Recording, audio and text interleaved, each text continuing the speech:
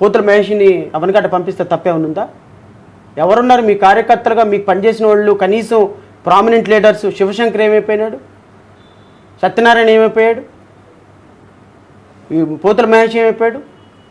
అమ్మాయి ఎవరో ఒక అమ్మాయి మాట్లాడుతుంది, రాయపాటి అరుణ మాట్లాడుతుంది, ఆమె ఏమైపోయింది? వీళ్ళందరూ ఏమైపోయారు? కార్యకర్తలు, జన సైనికులు, వీర మహిళలని పెట్టుకుంటారు కదా. అడగండి మీ నాయకుడిని వెళ్ళి, ఏంటయ్యా ఇది, వాట్ ఈస్ దిస్? ఇంత కార్యకర్తలు, కిరణ్ రాయలు నా బెస్ట్ ఫ్రెండ్ ఏమైపోయినాడు? వీళ్ళందరూ నీకోసం నీ పార్టీ ఆఫీసుల దగ్గర పడిగాపులు కాల్సిన నీకు ఈరోజు సీట్లు లేక నువ్వేమో వాళ్ళకి అమ్ము తప్పుతుంటే, రేపొద్దు నువ్వు అసలు నాయకుడు వెంటి ఎమ్మెల్యేగా చేయండి అని దండం పెడుతున్నావు. నువ్వు సిగ్గుందా ఇంకా నీకేమన్నా? అసలు మీ కార్యకర్తలకి జనసేన నాయకులకి కనీసం రోషం పౌరుషం ఉంటే నీలాంటి వ్యక్తిని ఈవెన్ అసలు వాళ్ళు నాయకుడిగా యాక్సెప్ట్ చేయరు. పిఠాపురంలో పవన్ కళ్యాణ్ ఓడిపోతాడు. మీరు అంటున్నారు ఇప్పుడే వర్మ చేతిలో పెడుతున్నాడని. పవన్ కళ్యాణ్ ఓడించేదే వర్మ. ఆయనకి ఆ టాస్క్ చంద్రబాబు నాయుడు ఎప్పుడో ఇచ్చాడు. బట్ ఇంత నిజమైన మాటలు లేదంటే పచ్చి రియాలిటీస్ ఇవన్నీ కూడా పవన్ కళ్యాణ్ గారికి మీలాంటి వాళ్ళు అట్లీస్ట్ అంటే ఇప్పుడు ఏ జగన్మోహన్ రెడ్డి గారు, ఒక లోకేష్, కొడాలి నానో గారు అంటే ప్రత్యర్థులు, వాళ్ళు రాజకీయంగా మన ప్రత్యర్థి పార్టీల వాళ్ళు అనుకోవచ్చు. బట్ మీలాంటి న్యాయమూర్తి వ్యవస్థలో ఉన్న ఒక పర్సన్ చెప్పినా కూడా అందులో నిజం ఏంటి అనేది తెలుసుకోకుండా ఈ స్థాయిలో ట్రోలింగ్ చేయడం, పవన్ కళ్యాణ్ గారిని ఒక మాట అంటేనే వాళ్ళని డీఫేమ్ చేసి డిమోరల్ చేసి సోషల్ మీడియాలో, దట్ ఈస్ కాల్డ్ మాఫియా. అది వాళ్ళ అభిమానం అనవు. అది ఒక అభిమానం అనే దానికి పదం పేరు పెట్టచ్చు. అభిమానం కాదు అది, అది ఒక మతోన్మాదం. ఒక వ్యక్తిని విమర్శిస్తే తట్టుకోలేని, అసలు తెలుగుదేశం పార్టీ జనసేన పార్టీ పొత్తులో ఉండాలి, పొత్తులో ఉంటేనే జగన్ని ఎదిరించగలమని నేను 3 సంవత్సరాల నుంచి ఫైట్ చేసిన వ్యక్తిని. నేను 3 సంవత్సరాల నుంచి రిపీటెడ్గా పొత్తులో ఉండాలి, జగన్ని ఓడించాలంటే 2 పార్టీలు కలవాలని నేను ఫైట్ చేసిన వ్యక్తి. ఈరోజు పవన్ కళ్యాణ్ ఓడిపోతుంటే బాధ అనిపిస్తుంది నాకు. ఎందుకు అంటే తెలుగుదేశం పార్టీ రేపొద్దున పవన్ కళ్యాణ్ని ఓడించడానికి చంద్రబాబు నాయుడు వర్మకి టార్గెట్ ఇచ్చాడు. పవన్ కళ్యాణ్ ఎమ్మెల్యే అయ్యి రేపు అసెంబ్లీకి వస్తే పవర్ షేరింగ్ అడుగుతాడు. అదే ఎమ్మెల్యేగా ఆయన గెలవకపోతే ఏ గోలా ఉండదు. సో పవన్ కళ్యాణ్ రేపొద్దున పిఠాపురంలో జడా శ్రవణ్ కుమార్ ఓడించబోతున్నాడు, చంద్రబాబు నాయుడు ఓడించబోతున్నాడు, జగన్మోహన్ రెడ్డి ఓడించబోతున్నాడు. పవన్ కళ్యాణ్కి 3 శత్రువులు. ప్రథమ శత్రువు చంద్రబాబు, రెండో శత్రువు జగన్, మూడో శత్రువు నేను. ఇంక నువ్వు ఎక్కడ గెలిచేది? పిఠాపురంలో మా అభ్యర్థి 30,000 ఓట్లు తెచ్చుకుంటాడు హీనంగా.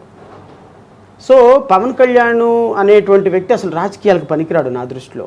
ప్రాబబ్లీ ఆయనకి ముఖ్యమంత్రి లేకపోతే ప్రధానమంత్రి, హోమ్ మినిస్టర్ ఆయన పక్కన కూర్చోపెట్టుకోవచ్చాము. కానీ 2014లో ఒక స్టాండ్, 15లో ఒక స్టాండ్, 16తో ఒక పార్టీతో పొత్తు, 17లో ఎన్డీఏతో ప్రేమ, 18లో ఎన్డీఏతో మళ్ళీ విడాకులు, 19లో ఇండిపెండెంట్గా పోటీ, 20లో మళ్ళీ మొత్తం పోయింది, 21లో 22లో మళ్ళీ తెలుగుదేశంతో పొత్తు, 24లో మళ్ళీ ఎన్డీఏ అనేటువంటి పొత్తు, 24 తర్వాత ఎవరితో పొత్తు ఉంటుందో ఎవరికి తెలియదు. అసలు రాజకీయాల్లో ఉంటాడో కూడా లేదో ఎవరికి తెలియదు. అసలు పార్టీ ఉంటుందో లేదో కూడా తెలియదు. నాకు తెలిసి 2024 ఆగస్టులోనే జనసేన పార్టీ బీజేపీ తోటి మెర్జ్ అయిపోతుందని నాకున్నటువంటి ప్రాథమికమైనటువంటి ఇన్ఫర్మేషన్. ఖచ్చితంగా డేట్ కూడా కన్ఫర్మ్ అయిపోయింది. జనసేన తీసుకుని వెళ్ళి భారతీయ జనతా పార్టీలో మెర్జ్ అయిపోయి ఈయన రేపొద్దున ఇక్కడ ఎమ్మెల్యేగా ఓడిపోవడం ఖాయం. రాజ్యసభ తీసుకుని కేంద్ర మంత్రి పదవికి వెళ్ళడానికి జనసేనని ఇక్కడ మెర్జ్ చేసి తెలుగుదేశం పార్టీని చంపేసి తెలుగుదేశం పార్టీని కూడా భారతీయ జనతా పార్టీలో కలిపేసుకొని ఈ రాష్ట్రంలో ప్రధాన ప్రతిపక్షంగా భారతీయ జనతా పార్టీ పాత్ర పోషించాలని ఒక మాస్టర్ ప్లాన్కి రేపు బలి కాబోతుంది నారా చంద్రబాబు నాయుడు, నారా లోకేష్. బట్ ఇంత చెప్తూ ఉన్నారు, ఆ కుటుంబం అంటే సినిమాలో ఒక పెద్ద క్రేజ్ ఉంటుంది, ఆ కుటుంబం అంటే సహాయం చేసే ఒక పెద్ద దిక్కుగా చిరంజీవి గారు ఉంటారు. ప్రతి చిన్న ఫంక్షన్కి పెద్ద ఫంక్షన్కి ముందుగా ఆహ్వానం అందుకునేది చిరంజీవి గారు. ఆయన వచ్చారు, పార్టీ అన్నారు, కాంగ్రెస్లో మధ్య అన్నారు.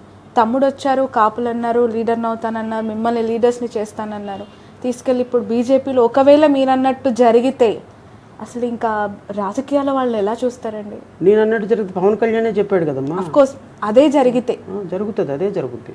ఆ కుటుంబాన్ని లేదంటే కాపుల్లో మాకంటూ ఒక నాయకుడు వచ్చాడు నమ్మే వాళ్ళకి 75 లక్షల మంది కాపు సోదరులమ్మ చిరంజీవికి ఓటేశారు.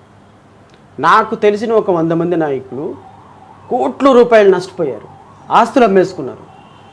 షర్మిల ఎలా అయితే మోసం చేసిందో అంతకి 3 చిరంజీవి పార్టీ మోసం చేసి, ప్రజారాజ్యం పార్టీని మోసం చేసి, కాపు కులాన్ని మోసం చేసి కాంగ్రెస్ పార్టీకి అమ్మేశారు. దేనికి అమ్మేశారు?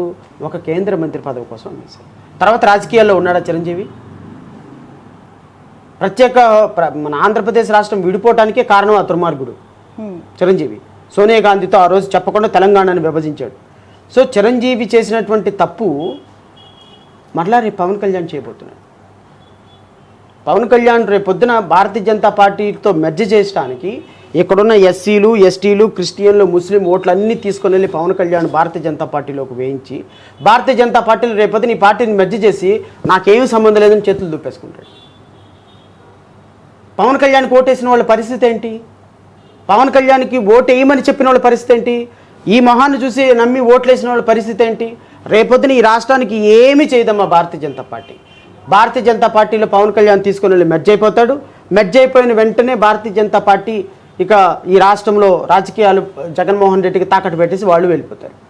సో ఈ రాష్ట్రంలో పవన్ కళ్యాణ్ అనేటువంటి వ్యక్తి రేపొద్దున పార్టీ మొత్తాన్ని అమ్మేసి పోతిన మహేష్, కిరణ్ రాయ్ ఎంత కష్టపడ్డాడో తెలుసా? ఆఫ్ కోర్స్ మేము విజయవాడలో కొన్ని వందల ప్రోగ్రాంలో కలిసి పోరాటాలు చేసాం. జనసేనలో ఒక్క నాయకుడు వచ్చేవాడు కాదు, పోతుల మహేషే నిలబడేవాడు. కిరణ్ రాయ్, పోతుల మహేష్, తర్వాత డిబేట్లో మాట్లాడే శివశంకర్, వీళ్ళందరూ కూడా కోర్స్ వాళ్ళకి గ్రీవియన్స్ లేనప్పుడు నాకేంటి గ్రీవియన్స్, కానీ నేను ఒక పార్టీ గురించి మాట్లాడుతున్నా. ఒక పార్టీ ఎప్పుడూ కూడా పనిచేసే కార్యకర్తలను గుర్తించకపోతే కోర్స్ సూర్యన్ చంద్ర జనసేన కోసం ఎన్ని రోజులు పోరాటం చేశాడో మీకు జగ్గంపేట అనుకుంటా కాన్స్టిట్యున్సీ, సూర్యచంద్ర మీరు వినే ఉంటారు. 40 రోజులు నిరాహార దీక్ష చేశాడు పవన్ కళ్యాణ్ టికెట్ ఇవ్వలేదని. అతన్ని కూడా 10 కోట్లు అడిగితే ఎక్కడి నుంచి తెచ్చిస్తారు? డబ్బులు, టికెట్ల కోసం డబ్బులు, పనిచేసిన కార్యకర్తకి విలువ లేదు, ఎమ్మెల్యే టికెట్లు ఇవ్వలేదు. నువ్వే నాయకుడు, రేపొద్దున నువ్వు వెళ్ళిపోయి మోడీ కాళ్ళ మీద పడుతుంటివి. 0.5% ఓట్లు లేని భారతీయ జనతా పార్టీకి నాకు రోడ్డు మ్యాప్ ఇవ్వాలని అడుగుతుంటివి. ఆంధ్రప్రదేశ్ రాష్ట్ర ప్రజలను తీసుకుని వెళ్ళిపోయి మోడీ కాళ్ళ దగ్గర పెడుతుంటివి. ఆంధ్రుల ఆత్మగౌరవం తీసుకెళ్లి ఢిల్లీ పురవీధుల్లో తాకట్టు పెట్టేవాడు నువ్వు ఆత్మగౌరవం గురించి మాట్లాడతావేంటి? అసలు నీకు ఆత్మగౌరవమే లేదు. ఆత్మగౌరవం అనే పదాన్ని పలకటానికి అర్హత లేనటువంటి నీచ నికృష్ట పరమ చండాలుడు పవన్ కళ్యాణ్. మోడీని హిందీలో పచ్చిబూతులు తిట్టాడు. మొన్న చిలకలూరిపేటలో మోడీని అపర భాగీరథుడు, వెంకటేశ్వర స్వామి ప్రతిరూపం, శ్రీరాముడి ప్రతిరూపం అని మాట్లాడుతున్నాడు. అంటే ఒక రాజకీయ నాయకుడికి స్పష్టత లేని రాజకీయాలు, అవగాహన లేని మాటలు, నిలకడ లేని స్థిరత్వం లేని అడుగులు, ఇవన్నీ కూడా పవన్ కళ్యాణ్లో చాలా స్పష్టంగా కనపడతాయి. Right, thank you so much అండి శ్రవణ్ గారు, మీ వాల్యుబుల్ టైంని మాకు అందించినందుకు. మీరు అనుకున్న ప్రయాణం సాఫీగా చాలి. రాజకీయ జీవితం అంటే ఇప్పటి వరకు న్యాయవాదిగా అనేక సేవలు అందించారు. సొసైటీలో ఏదో మార్పు కోసం పరితపిస్తూ రాజకీయాల్ని చాలా